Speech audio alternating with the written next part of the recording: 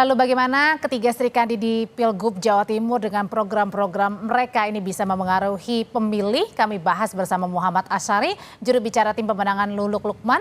Bergabung juga ada M. Govirin, sekretaris tim sukses Kofifa Emil, dan ada Wisnu Wardana, ketua harian tim sukses Tri Risma Zarul. Selamat malam semuanya. Selamat malam. Sehat selalu. Waalaikumsalam. Saya mau ke Mas Asyari dulu. Mas Asyari, ini menurut dari pernyataannya Mbak Lulu kan bilang, kita pikir Jawa Timur ini makmur begitu, tapi jumlah penduduknya kok terus miskin, bahkan yang tertinggi di Indonesia. Jadi tawarannya program Mbak Lulu ini apa nih untuk memberantas kemiskinan? Oke, terima kasih Pak Wisnu, ada Pak Gufron, serta para pendengar semuanya. Pertama, memang Jawa Timur ini kan semakin hari semakin meningkat. Jadi tahun 2023 ini sudah mencapai 41 juta penduduk. Nah, diantaranya itu 10% masih tergolong miskin. Oleh karenanya kami punya beberapa tawaran yang saya kira ini menjadi kerinduan kita bersama, bahwa faktor kemiskinan itu kan macam-macam, Mbak. Ada pendidikan, kemudian ada lapangan pekerjaan, kesempatan yang belum meluas. Nah, kami Luluk Lukman, pasangan nomor urut 1 dalam Pilgub ini, menawarkan kalau seandainya itu karena faktor pendidikan, maka kita akan siapkan dana abadi pendidikan. Jadi fokus utamanya ini adalah pendidikan dulu nih untuk memberantas kemiskinan nih. Ya, pendidikan. Jadi ada beasiswa bantuan, kemudian fiskal pendidikan kabupaten kota se-Jawa Timur. Lalu ada namanya pesantren metal. Metal itu melek digital. Jadi para santri ini tidak kemudian menjadi objek, tetapi bisa menjadi subjek, agar kiranya mereka ini, para santri, bisa menjadikan dirinya, bisa eksplor positif tentang adanya melek digital ini. Oke, kalau Mbak Lulu ini tadi utamanya adalah di sektor pendidikan untuk memberantas kemiskinan di Jawa Timur. Nah, kalau dari Bu Risma, Mas Wisnu, ini kan Bu Risma adalah sebelumnya Menteri Sosial, otomatis sudah sering kan bolak-balik melihat kemiskinan terutama di Jawa Timur. Kemudian juga sebelumnya Bu Risma adalah Wali Kota Surabaya. Jadi kalau kata Bu Risma, ini katanya kalau untuk memberantas kemiskinan bukan hanya sekedar guyuran bansos aja, betul gitu? Iya, saya kira betul sekali yang disampaikan Bu Risma, karena beliau memang seseorang yang berkapasitas ya, yang memiliki kemampuan yang luar biasa. Sudah terbukti Surabaya begitu hebatnya, dibuat beliau begitu hebatnya, baik infrastruktur, kemudian dari sisi pendidikan, kesehatan, dan khususnya untuk pembangunan di Surabaya begitu merata ya. Tapi bukannya kalau bansos ini juga langsung begitu diterima oleh warga, jadi warganya juga bisa mencari misalnya bahan pokok seperti beras. Ya, memang dalam hal ini dari tim Bu Risma Guzan, kesejahteraan sosial yang merata dan berkeadilan, serta pembangunan kebudayaan yang menghormati eksistensi budaya lokal, hak-hak minoritas terutama ya, dan kebutuhan kelompok-kelompok yang rentan. Ini perlu merupakan sebagai prioritas utamanya. Khususnya nantinya dalam membangun daripada sumber daya manusianya, karena kemiskinan itu tidak bisa kemudian dipenggal begitu aja, kemudian mereka untuk kelanjutannya ini, maka sumber daya manusianya harus sumber daya diciptakan, di-create ya, sumber daya yang cerdas, sehat, dan berakhlak ya. Kemudian sisi ekonominya terutama membangun sistem ekonomi kerakyatan yang dan inklusif ya, yang tercapai. Jadi yang utama tadi justru menciptakan sumber daya manusia yang unggul ya. Oke, Mas Wisnu, kalau misalnya tadi Mas Govirin, kalau tadi di Bu Risma ini hampir-hampir sama, ada sumber daya manusia, menciptakan sumber daya manusia yang unggul, tapi kemudian juga dari Mbak Lulu sendiri ini pengennya utamanya adalah pendidikan untuk memberantas kemiskinan. Nah, kalau misalnya dari Bu Kofifa seperti apa? Karena kan Bu Kofifa ini percaya diri bahwa kemiskinan di Jawa Timur ini di eranya ini sudah menurun loh. Ya, jadi saya kira apa yang baru saja disampaikan, kemiskinan sudah menurun, ini diakui oleh semua pihak, bahkan Badan Pusat Statistik Nasional dan juga Jawa Timur merilis bahwa angka kemiskinan Jawa Timur terus menurun. Nah, Namun demikian, Ibu Khofifah dan Pak Emil tidak serta-merta terlena dengan kondisi statistik yang dirilis. Beliau berdua terus berupaya agar kemiskinan yang menjadi musuh kita bersama itu senantiasa menjadi prioritas utama untuk kemudian diturunkan bahkan serendah-rendahnya. Oleh karenanya dalam visi misi Nawabakti Satya 2.0, Ibu Khofifah dan Pak Emil menempatkan Jatim Sejahtera menjadi prioritas pertama. Caranya Karena utama memang, apa tuh, Mas?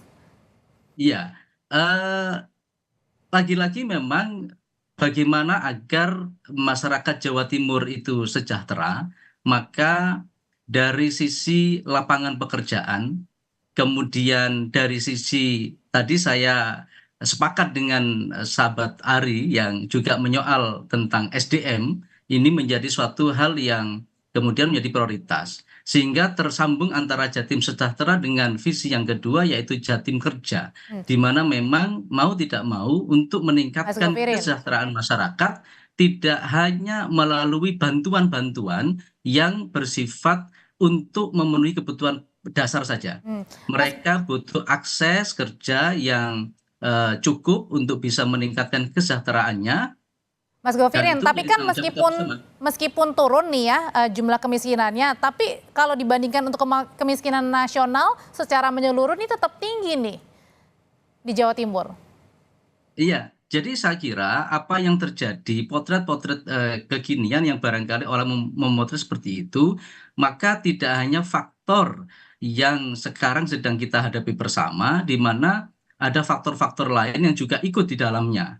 Bagaimana kita baru saja keluar dari pandemi COVID-19 yang itu menjadi salah satu faktor juga di dalam kita, bagaimana kualitas kesejahteraan masyarakat juga ikut terpengaruh di dalamnya. Oleh karena itu, pengentasan kemiskinan di desa dan di kota melalui pendekatan lintas sektoral spasial yang terpadu. Nah, ini menjadi fokus dan peran kaum perempuan ya dalam program pemberdayaan serta prioritas warga miskin ini juga menjadi satu hal yang harus kita ikhtiarkan bersama, di mana lagi-lagi musuh kita bersama kita sepakat bahwa kemiskinan harus diberantas, harus diturunkan, dan itu menjadi suatu PR besar. Oleh karenanya visi misi Nawabakti Satya 2.0 menempatkan Jatim Sejahtera dan Jatim Kerja pada urutan 1 dan urutan kedua. Oke, meski turun jumlah kemiskinannya pada saat Bu Khofifah dan Mas Emil Dardak ini menjabat, Mas Wisnu, tapi kan ini kemudian juga menjadi pekerjaan yang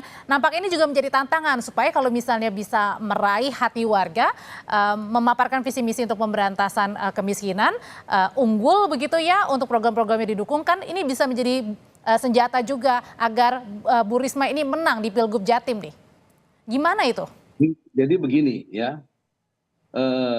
di dalam gubernur adalah salah pemimpin, maka pemimpin harus berkapasitas. Ya, nggak bisa kemudian yang ngomong doang, kemudian program doang, tetapi pemimpinnya tidak mampu mengeksekusi program itu, maka keluarannya hanya omon-omon. Ini omon-omon ditujukan ke siapa? Ke Bu Khofifah. Maka kalau kenapa? Ini omon-omon doang ditujukannya ke siapa? Ke pasangan Khofifah? Saya bicara secara umum. Kalau seorang pemimpin itu, kalau kita begini-begini saja, ya, seorang pemimpin itu harus memiliki kapasitas kemampuan untuk melaksanakan program. Tapi kalau dia membaca program aja tidak mampu, kemudian untuk melaksanakannya, bagaimana melaksanakannya, maka yang muncul hanya omon-omon atau mimpi doang. Karena visi itu adalah mimpi atau angan-angan, tetapi untuk mengkreatkan maka dia harus bisa mengeksekusi, itu namanya mission. Maka Bu Risma ini seseorang yang sudah jelas membuktikan sebagai seseorang yang memiliki kemampuan kapasitas yang sangat luar biasa. Sebagai itu memiliki care yang luar biasa kepada masyarakat, tidak hanya masyarakat Jawa Timur, masyarakat Indonesia. Ketika dia di Papua, dia berjalan sampai 30 jam, 3 hari tidak makan. Itu demi untuk di sana bisa keluar air minum di sana sulit mencari air minum di sana. Dan apalagi di Jawa itu. Jadi artinya harus belajar masalah turun ke bawah begitu. Ada daerah yang masih belum bisa mendapatkan air bersih. Maka kalau Bu Risma jadi gubernur, ya insya Allah maka seluruhnya akan dapat teratasi. Oleh karena itu saya menambahkan dikit, mengapa visi kita itu resik? Itu bagian integrated dari kemiskinan. Karena kemiskinan itu dengan kita menekan kemiskinan, maka efeknya adalah bahwa pengangguran akan teratasi, otomatis ya rakyat akan sejahtera. Mas Wisnu, salah satu sebentar. dari visi kita adalah resik Jawa Timur harus bersih dari segala hal. Oleh karena itu di antara tiga ini harus resik itu ada reformasi birokrasi. Mas Wisnu, kalau misalnya tadi kan jangan omon-omon, iya kalau jangan omon-omon doang katanya Mas Wisnu, Mas Govirin, ini kalau berbicara jangan omon-omon, harus belajar masalah, harus turun, harus tahu permasalahannya apa. Nah tapi kalau saya tanya ini di kampanye hari pertamanya Bu Kofifa dan Mas Emil ini tidak turun menemui masyarakat ya? Mas Emil hari ini ke Gresik, beliau ke ujung utara Gresik, namanya Ujung Pangkah. Beliau bertemu dengan komunitas di sana untuk menyerap aspirasi dan secara nyata Mas Emil menyapa langsung warga pesisir yang ada di Ujung Pangkah, Kecamatan Ujung Pangkah, Kabupaten Gresik. Ini satu bukti bahwa belanja masalah itu sudah 5 tahun yang lalu sudah dilakukan. Bahkan apa yang dikeluhkan oleh warga terkait dengan kemiskinan, lapangan pekerjaan, kemudian pendidikan, itu sudah menjadi prioritas yang terus diperjuangkan oleh pasangan Khofifa Emil, dan keduanya ini tidak lantas menjadikan hal-hal yang kita diskusikan malam ini menjadi sesuatu yang remeh. Maka apa yang dilakukan oleh Bu Khofifa, bagaimana beliau rajin menyapa warga. Coba setiap ada kemiskinan yang ditimbulkan oleh bencana misalnya, malam ada banjir, malam itu juga Bu Khofifa sudah di lokasi. Malam ada gunung meletus, malam itu juga Bu Khofifa sudah ada di lokasi. Betapa jadi bukan omon-omon gitu ya, seperti Mas Wisnu bilang tadi tuh. Kalau jadi ya, jadi tidak lagi teori, tidak lagi bagaimana ini sebuah program, tapi nyata. Bu Khofifa tidak pernah menunda. Di mana ada potensi warga menderita, di situ Bu Khofifa hadir untuk memberikan bagian dari solusinya. Saya kira menjadi yang saya maksudkan ya, Mbak Dewi, itu seorang pemimpin itu hasil daripada kerjanya tidak signifikan dengan program yang dibuat. Coba lihat program yang dijalankan. Ya, dari program itu banyak yang tidak signifikan. Mereka hanya seakan pokoknya gubernur ini jalan. Karena itu menurut saya, maka saatnya inilah memang Jawa Timur harus memiliki seorang gubernur yang hebat. Kalau ingin memang kita mau bebas dari kemiskinan, kita mau pendidikan yang lebih bagus, maka dipilih gubernur yang memang kerja dan kerja. Gitu. Jadi isinya nanti tidak omong-omong, tidak mimpi. Kalau gitu saya mau minta tanggapannya dari Mas Ari, Mas Asari. Kalau gitu dari Mbak Lulu sendiri kan ini bisa di tengah-tengah nih, Mas. Ketika tadi jangan omon-omon. Sementara Bu Risma juga adalah mantan wali kota Surabaya yang sudah punya pengalaman. Kemudian juga ada Bu Khofifa yang juga 5 tahun sebagai gubernur Jawa Timur yang tadi sudah berhasil menurunkan angka kemiskinan. Dan dari kalau Bu Lulu bisa merebut hati sisanya nih untuk bisa menggrab, bisa meraih kemenangan nanti di Gubernur Jatim. Ya, saya kira di antara berdua, antara calon nomor urut 2 dan 3, tentu saya mengakui bahwa ada beliau-beliau ini, Bu Risma pernah menteri, kemudian Bu Gubernur juga pernah menteri. Tetapi bahwa Mbak Lulu ini adalah orang yang getol sekali, sangat membantu dalam proses-proses kebijakan, termasuk undang-undang kaitan dengan pesantren, undang-undang perlindungan perempuan, semua itu dilakukan. Jadi track record kita tidak kalah lah dengan Mbak Khofifa dengan Bu Risma.